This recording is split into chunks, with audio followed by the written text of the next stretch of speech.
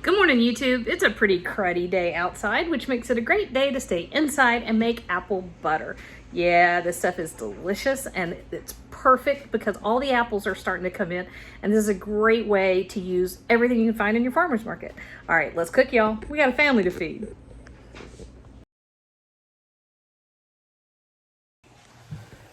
We're making apple butter, and this first step, pretty simple. So I've got about five or 6 pounds of apples. These are Granny Smith apples. And I'm simply going to quarter them and cut the core out, right? And I'm gonna do the same thing to the whole blasted bunch.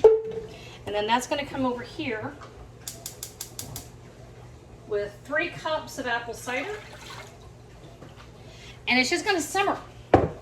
I'm gonna let that simmer for probably 45 minutes to an hour. And you don't want to peel it at this point because you want the pectin that is in the apple skin, okay? Use a nice tart cooking apple, because if you try to use an eating apple or you get one that's too sweet, your apple butter will be so cloying sweet. That's the only flavor you're gonna get. Okay, so that's it. I'm just gonna work my way through this whole stack of apples. I'm gonna drop them in this pot and let them simmer off. Easy, easy. Just showing you what we got. All right, so I've got them all cut up. That's actually too much of a boil. You really just wanna simmer it. And you're gonna notice that your peels, where is one? Here's one. See that?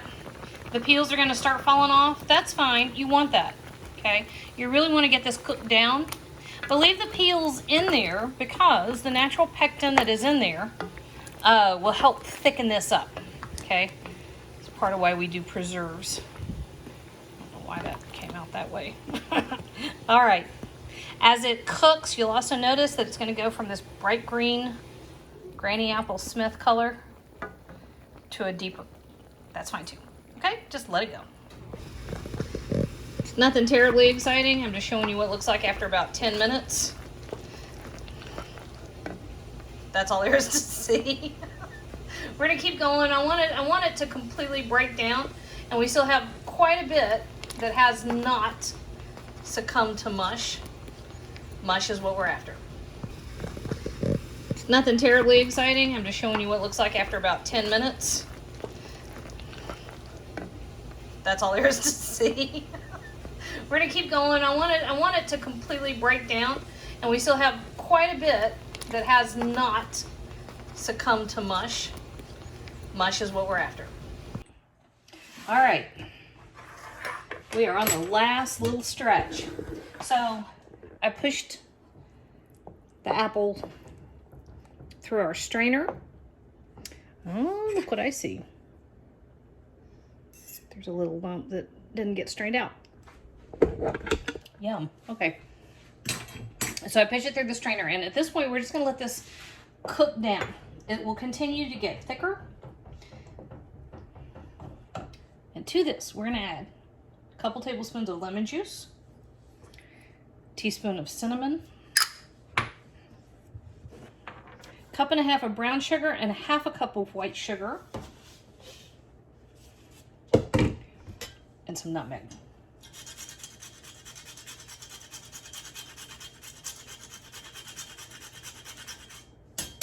All right. Okay, so this just gets stirred. And I'd say we are gonna let this go on very low heat. It's pretty thick. It's gonna turn into lava when it bubbles. So we're gonna keep it on pretty low heat. I'd say a good 1.5 hours. Maybe as long as 2 hours. We also have quite a thunderstorm moving in. I may lose the light, so we may come back to it, the final picture tomorrow. I don't know, we'll see. Apple butter. It smells great. All right, we've been going for a while. This has had at least another hour, and this is perfect. This is exactly what you're looking for. So Blaine and I both were in here eating it out of the pot. It is so good, okay? It tastes kind of like applesauce meets a caramel apple, and then amp that by 10. Just perfect. There you go. All right, all you gotta do now is cool it. You can freeze it if you want to. You can bake with it, which is what I'm about to do. You can slather that stuff on a pork loin and roast it, and it's incredible. Or do like Bladen and I do. Just sit and eat it with a spoon.